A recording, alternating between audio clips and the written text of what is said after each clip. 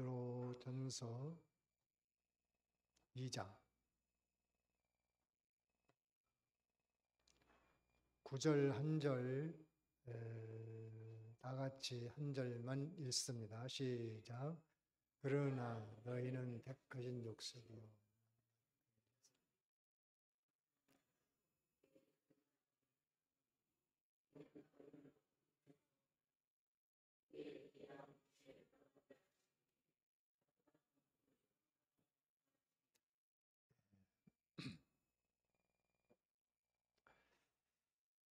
계속 성도의 신분에 대해서 증거되고 있습니다.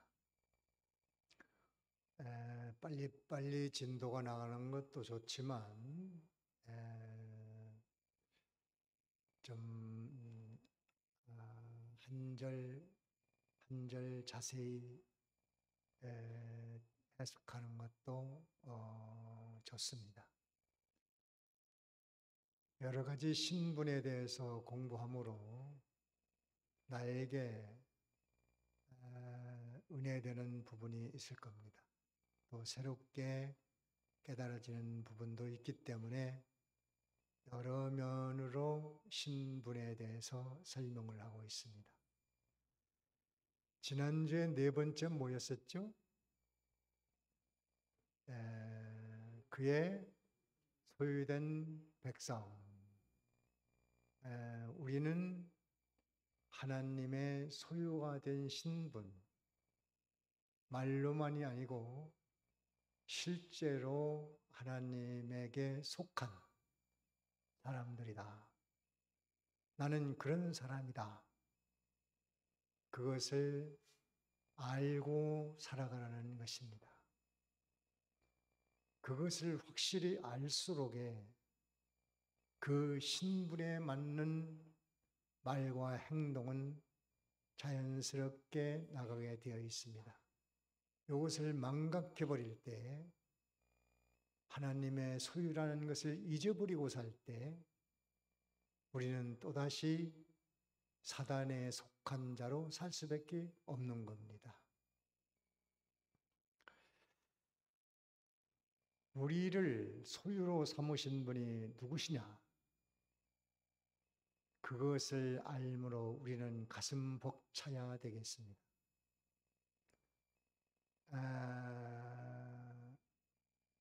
그 대통령의 소유라면은 다 귀한 걸 거예요.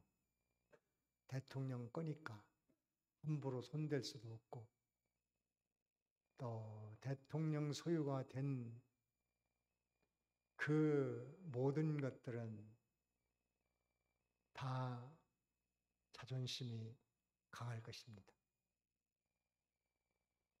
대통령 집의 옆에만 살아도 나는 대통령 집 옆에서 사는 사람이야. 대통령 사돈의 8천만 대도 어깨가 으쓱할 겁니다. 우리의 주인이 누구냐? 천지 우주 만물을 창조하신 분이고 생사화복 흥망성쇠를 주관하는 분이시니까 나는 그런 분의 소유다.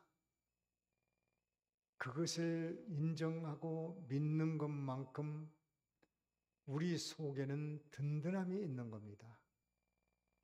속이 빈 사람이 되질 않아요. 속이 허하면 온갖 것에 유혹에 걸립니다. 슬플 때도 있고 낙심될 때도 있고 죽고 싶을 때도 있고 외산하는 생각도 들어오고 별별스러운 사단의 공작이 일어납니다. 우리 마음에 그냥 생각으로 믿는 것만으로도 우리는 큰 인생의 유익을 얻고 사는 사람이에요. 마음 든든한 거 얼마나 좋습니까? 응?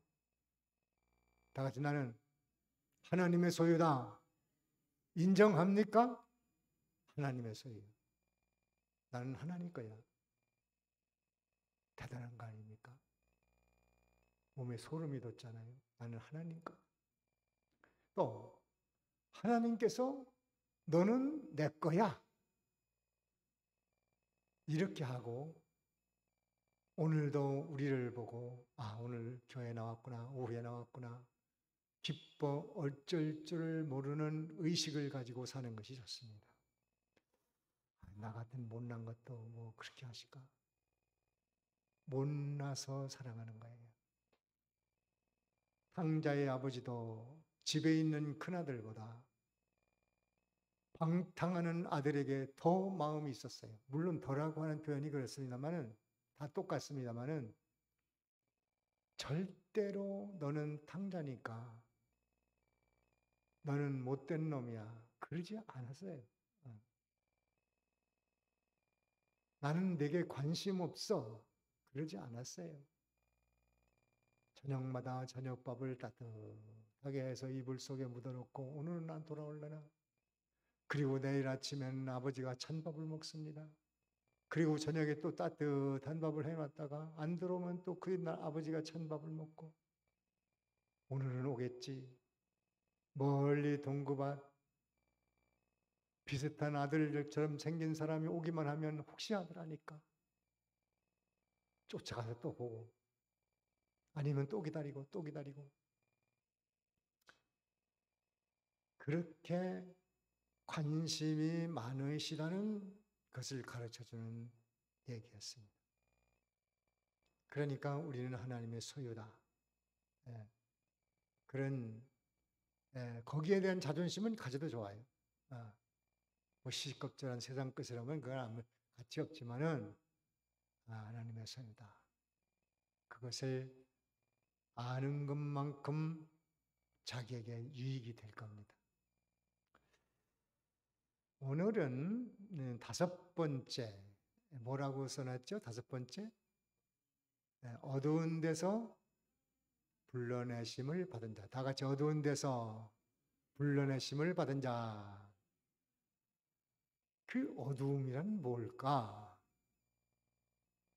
어두움은 사단, 죄, 지옥, 악령, 이 모든 것들이 어두움입니다.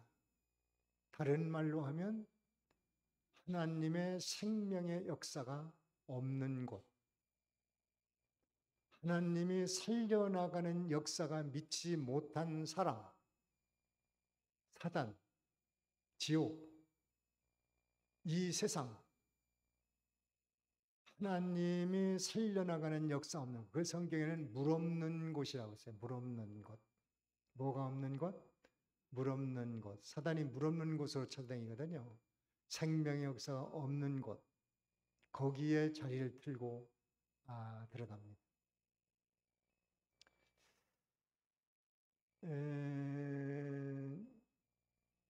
뭐 그 어두움이라는 것은 불신앙이죠. 불신앙. 하나님이 어디 있어? 뭐 사람이 죽으면 그만이지. 뭐 기독교만이 참 진리인가? 종교는 다 같은 거지. 그런 것이 어두움 속에 있어서 그런 말을 하는 거예요. 다른 말로 하나님의 생명의 역사가 미치지 못했기 때문에 그렇게 가는 거예요. 모든 사람들이 다 그렇게 사니까 하나님 없이, 진리 없이, 생명 없이, 영생 없이 그렇게 사는 것이 다 세상의 흐름이고 그렇게 사니까 그게 정상이 돼버렸어. 비정상이 정상이 돼버렸어. 그래서 정상적인 게 들어가면 이상하다. 우리나라에 그전에 선교가 처음에 이루어질 때 서양 선교사들이 와서 이렇게 한국어를 배워가지고 시골 같은 데 가서 길을 물어보면 사람들이 뭐라고 하는 거니? 길을 대답하는 게 아니라 눈이 파라니까 눈 잘 보이냐고 묻는데요. 길을 물으면 길을 얘기해 줘야 되는데 눈 잘 보이냐고 그런대요. 우리나라 사람들 눈이 어때요? 색깔이? 까맣잖아요. 근데 이상하다. 아니 저 사람 왜 눈이 파랗지? 잘 보이나? 그게 제일 궁금한 거예요. 그래서 처음 보면 눈 잘 보이냐고. 그분들은 그게 정상이에요. 우리는 그게 정상인 줄 모르기 때문에 비정상으로 보는 거예요. 네팔 사람들은 팔이 4개라죠? 그런지 안 그런지는 모르겠어요. 저도 안 가봤으니까. 믿거나 말거나. 그런데 팔이 4개라고 가정을 해봅시다. 팔 2개 달린 우리나라 사람들이 가서 거기 가면 뭐라고 할까요? 그 사람들이 이상하다. 어째 저 사람은 팔을 2개 가지고 다니지? 우리는 팔이 4개인데. 다 정상인 것을 비정상으로 보는 거예요. 왜? 다 그렇게 사니까. 다 팔 4개를 가지고 사는데 이상하게 팔 2개 가진 사람이 들어왔거든? 그럼 이상하다. 이렇게 보는 거예요. 세상에 다 불신하고 살아가니까 어둠 속에 있는 것이 정상이야, 정상. 그리고 어둠에서 나오면 이상하다. 돌았다. 미쳤다. 단순하다. 마음 약한 사람이다. 마음 약하니까 교회 같은 데 나가서 하나 이렇게 의지하면 좀 도움이 되니까 나가는 거겠지. 나야 돈 있잖아. 건강하잖아. 난 믿고 살 게 많지. 이렇게 살아가는 거예요. 그 예수님 당시에도 예수님이 이 빛으로 오셨는데 어둠에 있는 사람들이 이상하니까 자꾸 시험에서 넘어뜨리려고 합니다. 부활을 말하니까 말이 어디 있어? 제가 결혼하고 나서 큰 처남이 나이가 많아요. 저하고 나이 차이 많고 집사람의 아버지 뻘 되는 그런 나이인데 우리 집에 오셔서 예수를 안 믿으니까 집사람 복해서 일을 하니까 내가 둘이 앉아서 얘기하다가 성경을 펴놓고 쭉 읽어주면서 점자로 읽으니까 다르잖아요. 읽어가면서 설명을 쭉 해주니까 가만히 듣더라고요. 듣더니 내 이야기가 끝난 다음에 뭐라고 하는 거 아니에요? 그거 다 성경책 사람이 쓴 거야. 아주 점잖게 내 말 들어라 하는 식으로 그렇게 얘기를 해요. 그래서 그런 게 아니고요. 인생은 부활이 있습니다. 영생이 있습니다. 막 하니까 또 가만히 있더니 뭐라고 하시는 거 아니에요? 죽으면 다 끝이야. 무슨 부활이야. 이 예수님께서 그 부활에 대한 이야기를 하니까 유대인들도 그게 안 믿어지는 거예요. 그러니까 어떻게 하면 예수님을 함정에 빠뜨릴까 해서 선생님 부활이 있다고 하면 어떤 사람이 칠형제가 있었는데 큰아들이 결혼해가지고 아들을 못 낳고 죽었어요. 그러면 대를 이으라는 법이 있으니까 둘째 아들 뒀는데 둘째 아들도 죽었고 셋째도 죽었고 일곱째도 죽었어요.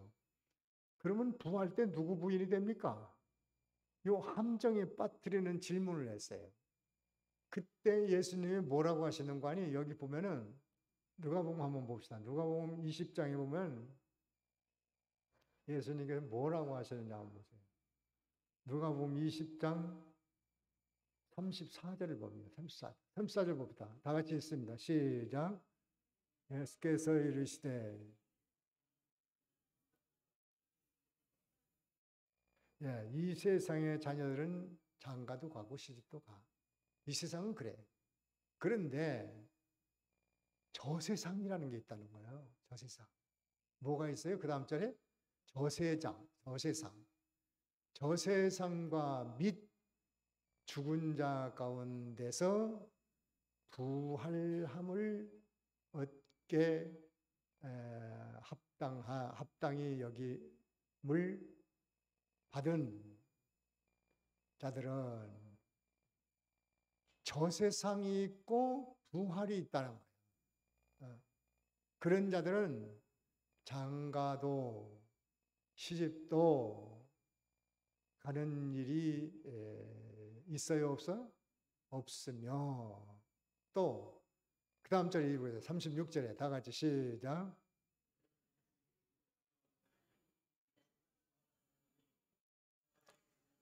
네. 죽을 수 있어요, 없어요? 죽을 수 없다는 거예요. 천사와 비슷하다는 거예요. 이렇게 예수님께서는 분명히 내세, 부활, 그 삶에 대해서 정확히 말했습니다. 그러니 거기에 대한 질문을 하는 사람들이 할 말이 없는 거예요. 예수님의 말씀에. 부활, 그거 뭐 부활이 어딨어? 그냥 있다고 생각하면 조금 위로가 되는 거지. 그래서 있다고 하는 거지. 절대로 그런 거 아닙니다. 사실 기독교인들도 부활 안 믿는 사람도 많습니다. 그 이화여자대학교 교목 되는 분이 학생들이 이제 뭐 책 풀 시간도 있고 하니까 뭐 질문도 받고 다도 하고 부활절 됐는데 아니 목사님 그 부활이 정말 있습니까? 그러니까 뭐라고 대답하는 거 아니? 야 뭐 부활이 꼭 뭐 있다고 그걸 그 믿어야 되냐? 있다고 생각하면 위로가 되니까 그러는 거지. 부활을 안 믿는 거예요. 안 믿는 거예요. 안 믿는 사람도 많습니다. 기독교인이라도. 자기만 손해보는 거죠. 믿거나 말거나 진리는 영원 불변, 요동함이 없습니다. 진리는 완전합니다. 부활을 인정합니까? 부활. 그걸 바라보고 현실을 살아가는 거예요. 그러면 우리 속에 소망이 있으니까 그 효력은 현실을 이기는 거예요. 그 소망이. 그래서 손해볼 일이 없고 큰 유익이고 악령권세를 파할 수 있는 겁니다. 분명히 부활은 있고 내세가 있다는 것을 예수님이 직접 뭐 여러 군데 말씀하셨죠. 우리가 전부요 이런 흑암 속에 살았어요. 흑암 속에. 저도 그랬어요. 꼭 하나님 어디 뭐 계신 건 아니라고. 또 종교라는 건 사람 선하게 살자고 만들어 놓은 게 종교니까 다 선한 거라고. 이런 건방진 소리를 하고 다녔어요. 그리고 기독교인을 우습게 보고 야 기독교는 독선이다. 왜 기독교만 옳다고 그러냐? 종교는 다 옳잖아. 종교가 나쁜 게 어디 있어? 신앙 안에 들어와서도 부활 세계를 이상하게 믿는 사람도 많아요. 요리조리 부활을 부정하는. 회교에서도요, 이 부활에 대한 것은 말은 한대요. 말을 하는데 말도 안 되는 논리를 가지고 있어요. 잘못된 겁니다. 그 사람들이 폭탄을 막 허리에 두르고 막 몸에 두르고 막 신발에다 넣고 막 이렇게 해가지고 배낭에다 꽉꽉 채워놓고 그놈을 그냥 사람들 많은 데 가서 터뜨리고 자기도 죽고 다 죽어요. 그런 사람이 지금도 막 줄 서 있대요. 내가 가겠다, 내가 가겠다, 내가 가겠다. 왜 그렇게 할 수 있냐 그러니까 폭탄을 쥐고 그 해교를 반대하는 사람들에게 그냥 그 폭탄을 쥐고 가서 터뜨려 자기도 죽고 다 죽고 그러면은 알라 신이 알라 세계에서 부인을 10명을 준다. 그러니까 그걸 하는 거예요. 잘못된 짓이잖아요. 귀신의 장난이잖아요. 예수님의 논리에 반대되잖아요. 아까 읽은 말씀이 전혀 반대되는 겁니다. 그걸 모르는 겁니다. 그냥 빠져들어가면 그렇게 사는 거지요. 우리도 다 그 가운데 옛날에 다 이런 어둠 속에 살아왔어요. 그런가 안 그런가는 성경 보면 알아요. 에베소에 한번 찾아보세요. 에베소 너무 잘 아는 성경입니다. 에베소 2장에 보면 성경 찾아보세요. 에베소 2장 한번 찾으면 읽고 나가면은 더 좋습니다. 2장 에베소 2장 1절을 읽어봅니다. 다 같이 시작. 죽었던 너희를 살렸어. 살아나서 보니까 내가 저기 있었구나. 여러분 막 흙탕물에 휩쓸려서 쓸려가서 이 죽는 사람들은요, 그 모릅니다. 나와서 보면 내가 저기 있었구나. 불타는 속에 있을 때는 모르는데 나와서 보면 내가 저기서 불에 구원받았구나. 다 죽으면 몰라요. 2절 읽어보세요. 2절 다 같이 시작.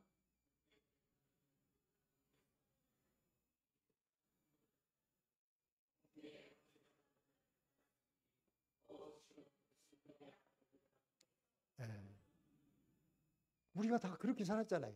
풍속을 따라 살고 이 우상을 따라 살고 죄의 낙에 따라서 살고. 3절에 시작.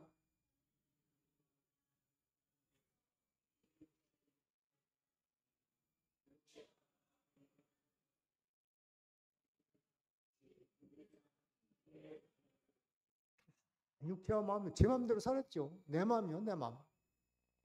왜 안 나왔어요? 내가 가기 싫어서요. 내 마음이니까요. 왜 기도 안 해요? 내 마음이요. 왜 성경 안 봐요? 내 마음이요. 보기 싫어서 안 보는 거야. 내 마음이잖아요. 그렇게 마음대로 살았다는 거예요. 우상 섬기고 욕심 따라 살았다는 거예요. 4절에 시작.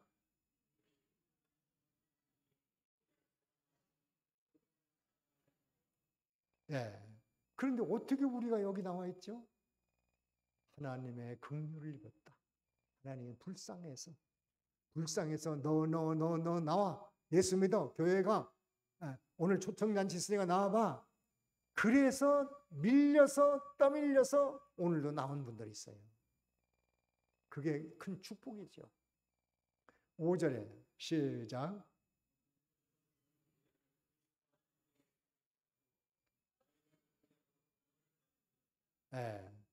허물로 죽었던 우리를 그리스도와 함께 살렸다. 그랬어요. 우리는 다 이렇게 어두운 죄악 속에 있었는데 거기서 어두운 데서 어떻게 했다고요? 제목이? 네? 5번째? 어떻게 했다는 거? 어둠에서 어떻게 했어요? 불러내요. 너 나와 이렇게 불러내서 우리가 다 예수님 믿고 오늘 여기 와 있는 거예요. 예수 믿고 있는 거예요.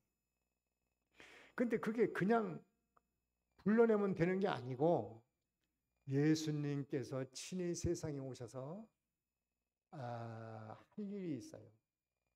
대속하는 일을 하셔야 그 일이 완성되는 겁니다. 마태복음에 보면은 4장에 보면 한번 성경 찾아보세요. 마태복음 4장에 보면 16절입니다. 마태복음 4장 16절 다 같이 있습니다. 시작.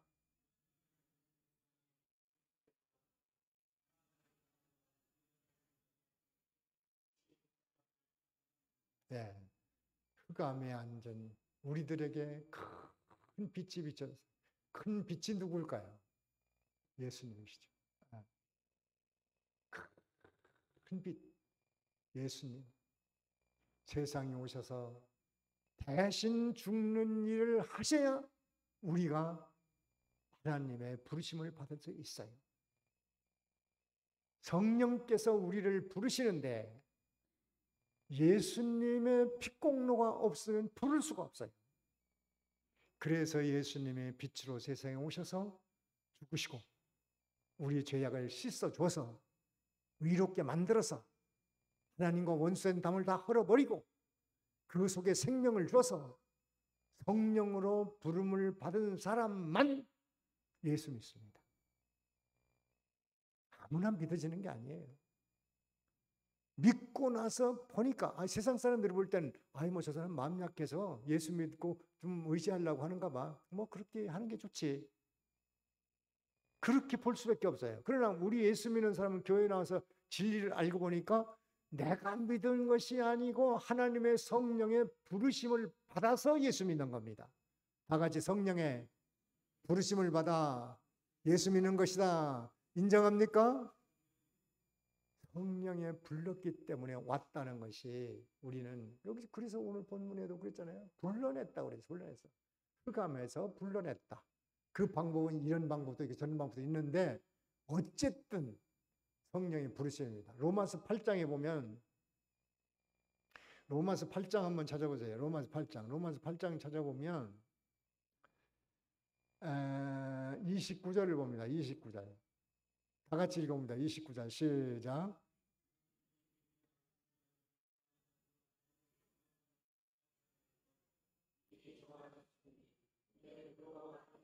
네. 네, 하나님이 미리 아신 자, 하나님이 미리 우리를 다 알고 계셔. 네? 왜 아느냐? 예수 믿을 걸 어떻게 아느냐? 먼저 택해 놓았거든요. 창세전에 택해 놓았기 때문에 얘는 언제 믿을 거야. 며칠 날, 몇 월, 몇 시, 몇 분에 교회 갈 거야. 오후에 나올 거야. 누가 아셔요? 하나님이 아셔요. 왜? 미리 선택해 놓았기 때문에 아셔요. 미리 아신 자들을 또한 그 아들의 형상을 본받게 하기 위하여 우리를 부르신 그 주 목적이 이게 다가 아니지만 하나님의 형상을 본받게 하려고. 이제는 어두움에 있었던 때를 벗어버리라고. 미리 정하셨으니 이는 그로 많은 형제 중에 미리 정했다는 것은 예수님으로 구원하기를 정해놨단 말이에요. 그 중에서 맏아들이 되게 하려 하십니다. 예수님이 맏아들, 우리는 둘째 아들. 여자도 상속자니까 아들. 30절에 시작.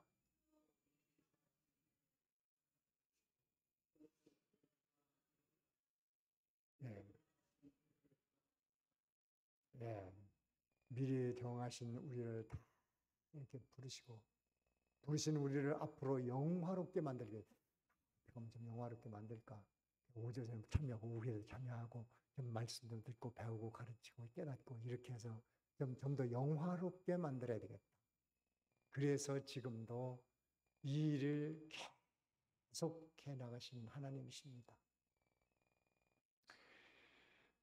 그런데 우리가 부르심을 받았으니까 이제는 나는 부르심을 받은 사람이다. 그런 신분을 가지고 살아야 되는데 이거를 망각해버리고 이걸 다 잊어버리고 살아가기 때문에 이게 문제입니다. 그래서 사도 바울은 나는 주님에게 잡힌 바 된 그것을 잡으려고 따라가노라. 나는 주의 부르심을 받은 자니까 부르신 그분을 붙들고 나도 따라가야 되겠다. 다 같이 나는 성령으로 어두움에서 불러낸 자이니 부르심을 받은 그 사람답게 살자. 불러냈어요. 불러냈으니까 나도 주님을 붙들고 교회에 나와 있어도 우리가 내 어둠 속에 살던 그것을 못 버려요. 그래서 내가 어둠 속에 살았던 것이 무엇인가? 못 버리고 내 세상 것, 부귀, 영화, 물질, 욕심, 시기, 질투 그대로 가지고 살아요. 그래서 뭐 공부 열심히 하면 또 좋은 대학도 가고 자기 하고 싶은 공부해서 좋은 직장도 갖고 해야죠. 그런데 문제는 그걸 가지고 서로 시기하고 다투고 자랑하고 오만하고 으스대고 아들 어디 대학 갔어?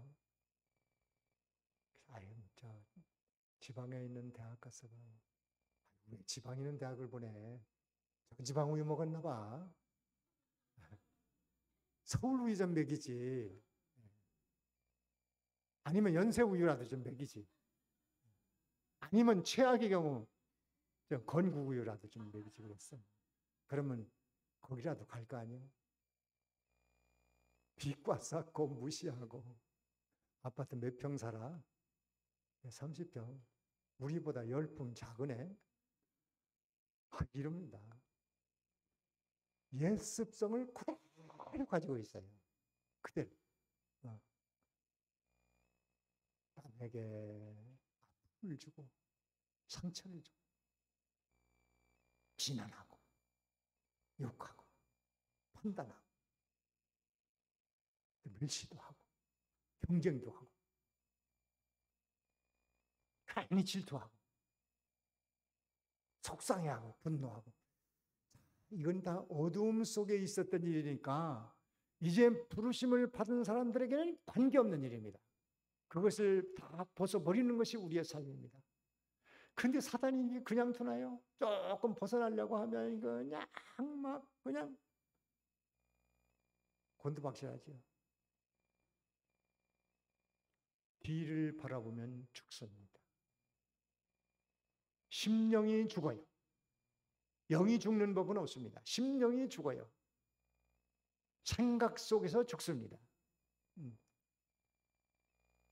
그러면 길바닥에 서 있어서 자기도 못 가고 남도 못 가는 소금기둥 돼가지고 로세처는 뒤를 돌아보니까 그걸로 끝난 거예요. 그냥 맛 잃은 소금이 돼버렸어요.